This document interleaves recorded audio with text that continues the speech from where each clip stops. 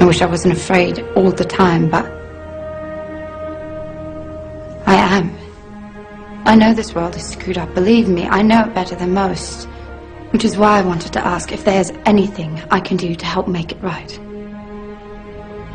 Please let me know. If you wish.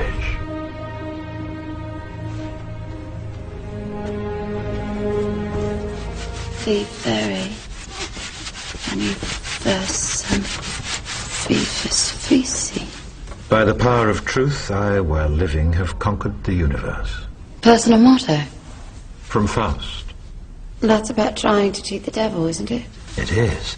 And speaking of the devil, I was wondering if your offer to help was still standing. Of course. It appears that unforeseen circumstances have accelerated my original plan. As a result, I'm in need of someone with some theatrical skill. I'll do my best. I believe you will. We are consciousness. All that is, has been, and ever will be. There is nothing to fear. Whatever happens, we are always that. Mind fears, because it's programmed to fear. When we're conscious, there's no fear in this. It's a shake of the head. Pathetic. Pathetic. Pathetic. And we need to do this. Compliance. We need to challenge that. Not with violence, not even with aggression. We just need not to fight it. We need to walk away, because without our acquiescence it cannot survive. You know, when you look at a pyramid, we've been manipulated to believe the power in a pyramid is at the top. It ain't. The top of the pyramid is there because the rest of the pyramid's holding it up. We're holding this whole thing together. There's this story I told many years ago of a British comedian called Larry Grayson, who died. I kind of knew him vaguely, and not closely, but vaguely. And I went to his memorial service in Covent Garden, and this other comedian did this tribute to his life, in which he read out this story that Larry Grayson had told him. When they were going around the variety halls and the theatres in the 60s, they had this all-male show. And Larry Grayson was the only woman in it because he was dressed up as a woman. And he said that the end of the show, the last scene, all the sailors, all the men came on dressed as sailors, and they were singing Rule Britannia. You know, Rule Britannia, Britannia rules the waves. Oh, I'm very pleased for you. Okay?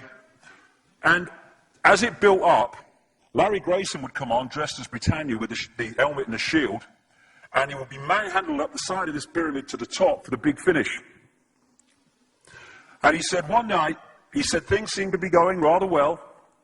He said, and then I noticed that a sailor in the bottom left-hand corner had got rather a cough. And this cough got worse and worse and worse to the point where the sailor couldn't stay in the pyramid anymore and stepped out of it. Larry Grayson, symbolic of this elite at the peak of the pyramid, ended up in the second row. And the elite, the power center, had done nothing to bring about this. One sailor, the bottom of the pyramid, had got a cough. And the whole thing collapsed. And I listened to that and I thought, my God, yes, that's it. We, the powerless people, are holding the powerful people up there, and they know that. They're terrified of us realizing that. Do you remember that movie, animated movie, A Bug's Life? A Bug's Life with the grasshoppers? And what happened was, there was these ants, an ant island as they called it, and these grasshoppers used to come every year and take all the food, and the ants had to spend a whole year gathering the food together for the grasshoppers because they were terrified of the grasshoppers. There weren't many of these grasshoppers, and one day they're in their winter quarters in a tree, these grasshoppers, and they've got all the food they need, and someone suggested among the rank and file grasshoppers that they didn't need to go to Ant Island this year because they had all the food they needed. And then out came the leader of the grasshoppers to tell them the facts of life, and the few are going to control the many. It's a wonderful speech. If you ever can see that movie, A Bug's Life, I do recommend it. And he said, basically, They outnumber us 100 to 1. And if ever they figure that out, there goes our way of life. So we have to keep the pressure on, basically. We have to keep them working, so they don't figure out where the real power is. And that's why this network of manipulation works so hard to keep us in these states. Like I said earlier, what are people leaving foreclosed homes for, foreclosed by banks that have caused the unemployment that lead to them having to leave their homes? Stay there, refuse to leave, make it difficult for them. Expose them for what they are. We make it so easy, the non-compliance.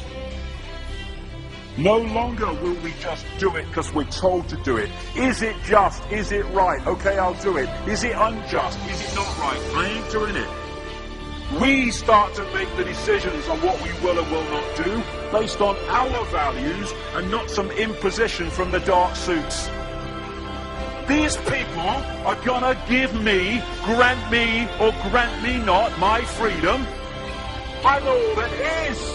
You can't grant me freedom. No one can grant me freedom. I am freedom. It's what I am.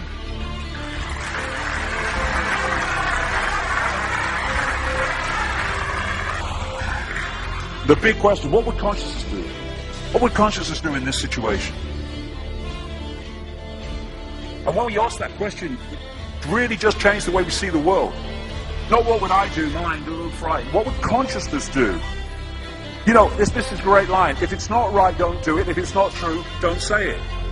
And what would transform this world overnight is if we started doing what we knew to be right in the situations we face, instead of what we think is right for us in the moment.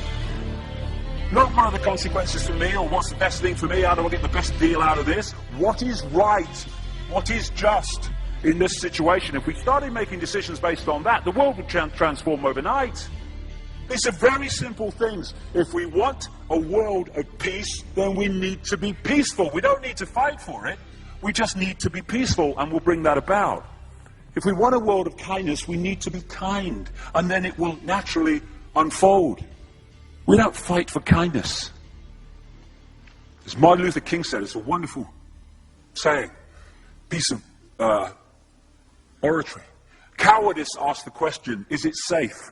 Expediency asks the question, is it politic? Vanity asks the question, is it popular? But consciousness asks the question, is it right? And there comes a time when one must take a position that is neither safe, nor politic, nor popular, but one must take it because it is right. And when enough of us do that, what is right will manifest by definition. And we're in this position now where this vibrational change, this energetic change is taking place, where we can start cracking these eggshells, where we can start becoming the full magnitude of who we are, where we can be consciousness in the now, using mind to experience this reality instead of being governed by it, turning the key to let consciousness in. We're being offered this opportunity now. No longer can we say we didn't realize who we are, we didn't know we could do that. I was kind of waking up one day, and I saw this earth imprisoned, and I saw this big lock and a key going in and being turned. I went on the internet just very shortly afterwards. I was looking for a picture, not this one, and that's what I saw. The picture I'd just seen in my half kind of sleep. And that's what we're being offered the chance to do now, to turn the master key, or becoming conscious, that will bring an end to this. It's being given to us, we just need to take it. And to take it, we need to say enough. Enough of being enslaved by these people, enough of being enslaved by our manipulated ignorance, enough of being enslaved by the fear of being who we are.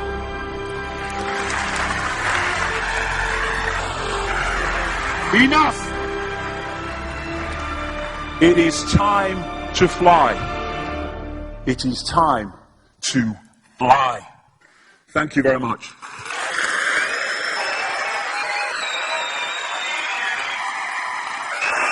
Thank you. Thank you very much.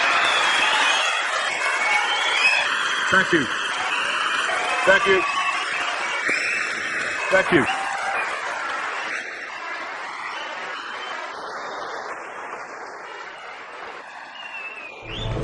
Enemy is approaching fast. Requesting orders. General, what should we do? There's no response from command.